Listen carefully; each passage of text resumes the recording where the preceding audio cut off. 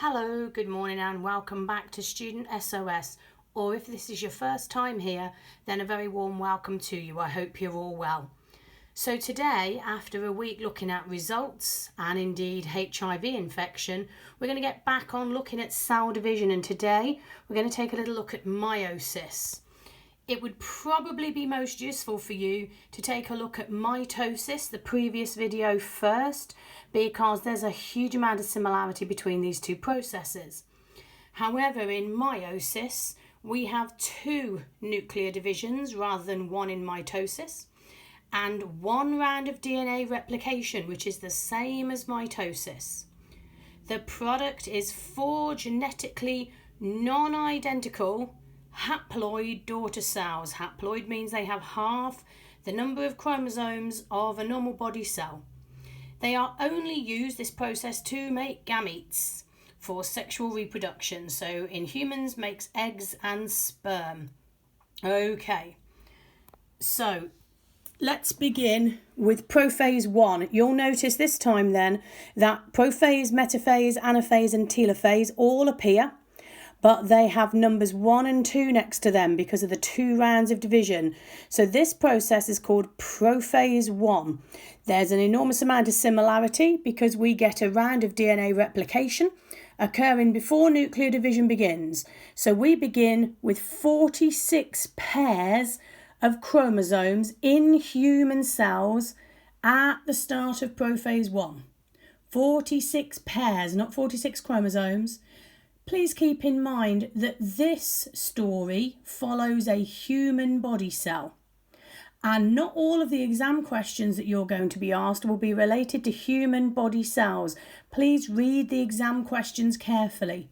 People seem to answer this every single time thinking that we're talking about chromosomes, 23 pairs in humans. It's not always the case in the exam, so read questions carefully and use diagrams carefully. As happened then in mitosis, chromosomes become condensed, just means that they're short, fat and visible. And the nuclear envelope disintegrates, so it disappears. Here we go again. I've just used the same colours I mentioned in mitosis. Obsessions with blue and pink implying male and female is nonsense, which is why we've gone with green and purple. So the green are two pairs of chromosome 1, and the purpley coloured ones are two pairs of chromosome 2. Obviously you would have 23 pairs and they'd be replicated, so you'd have 46 pairs. There's no way I can fit those into a picture, and I'm not spending the time to draw them, so we're just going to use two pairs of chromosomes. You should assume correctly that the same thing happens to every single set of chromosomes that you have in a human body cell for meiosis. Okay. So it's important to note at this point that this bit of the process is different to mitosis. So in prophase 1 of mitosis, we get chromosomes becoming condensed, nuclear membrane disintegrating. But we have in prophase 1 of meiosis something called crossing over.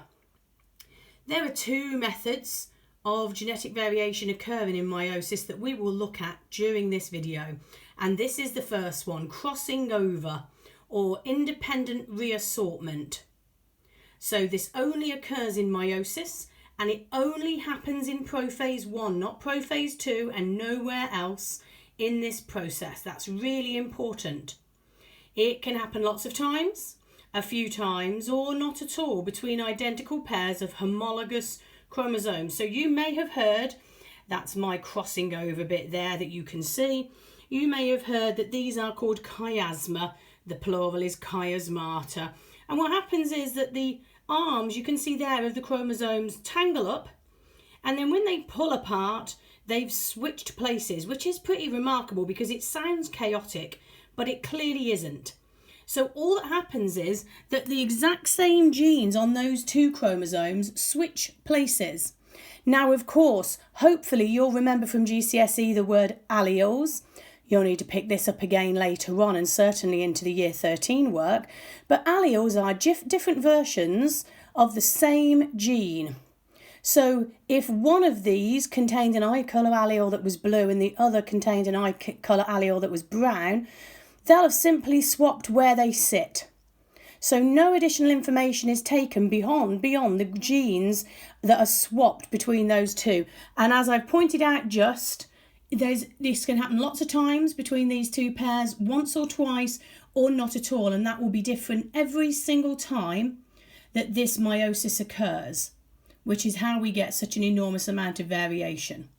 So the chromosomes wrap around one another and break off, exchanging genetic information. As I say, this is not random genetic information. This is very specific bits of genetic information that swap places, not more than the same genes on both of those chromosomes. I'm going to move into Metaphase One here.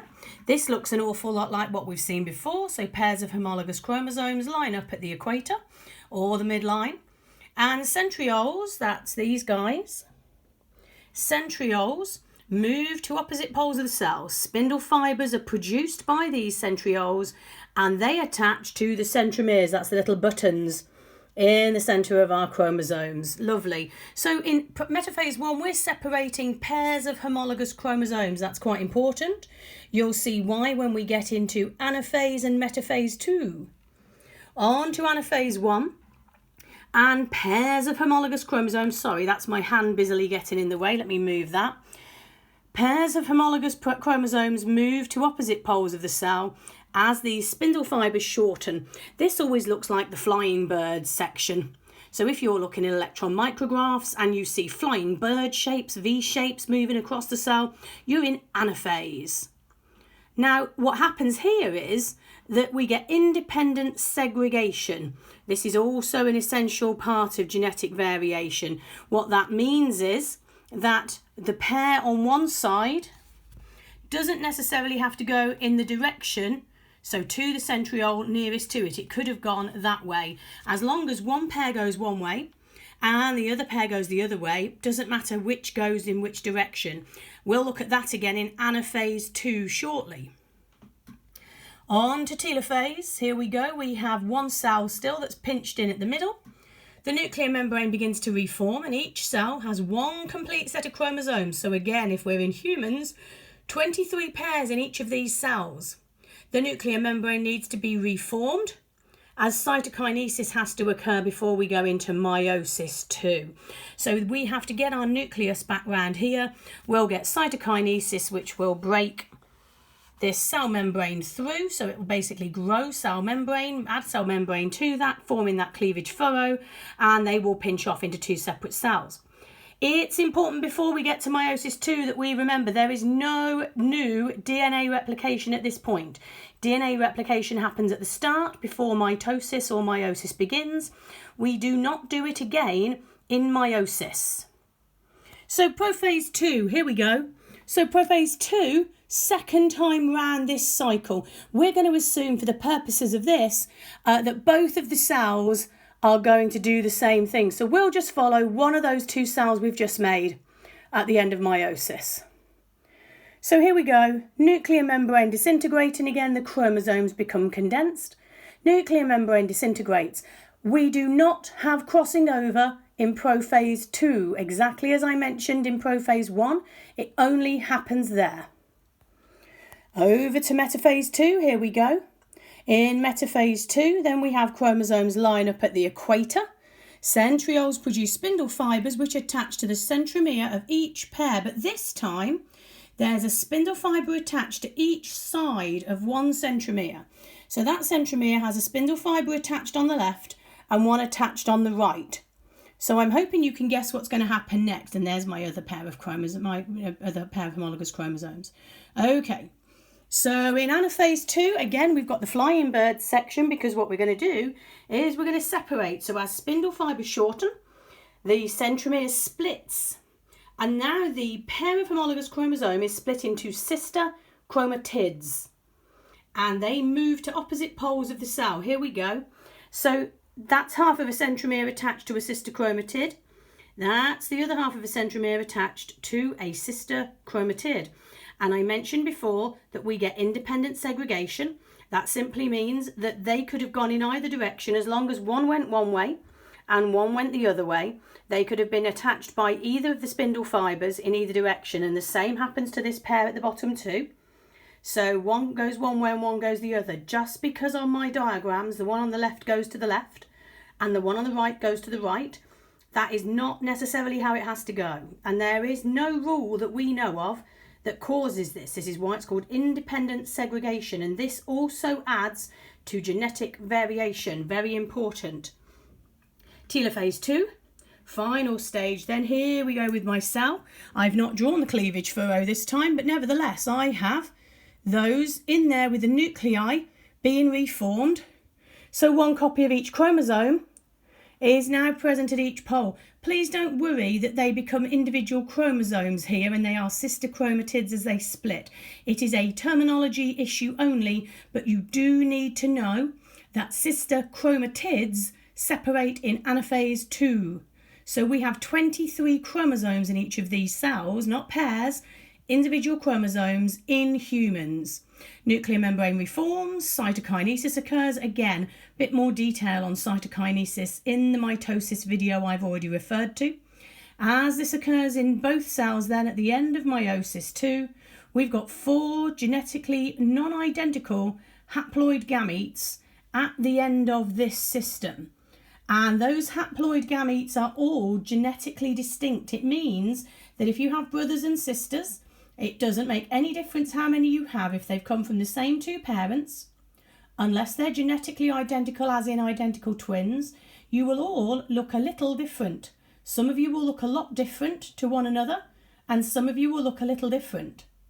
So it wouldn't matter how many babies a couple had, because of this and indeed other variation, which we'll take a look at as a separate video, because of independent segregation and the crossing over or independent reassortment, then we have genetically distinct gametes, so that when they meet, they will produce 23 pairs of chromosomes in humans.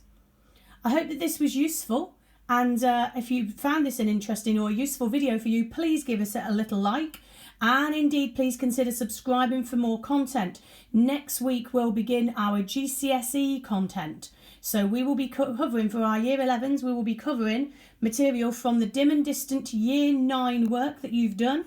And we're going to be taking a little look. Sorry, that was my finger again. We're going to be taking a little look at new content. So we're going to have a look at some GCSE material. Year 12, I am not abandoning you.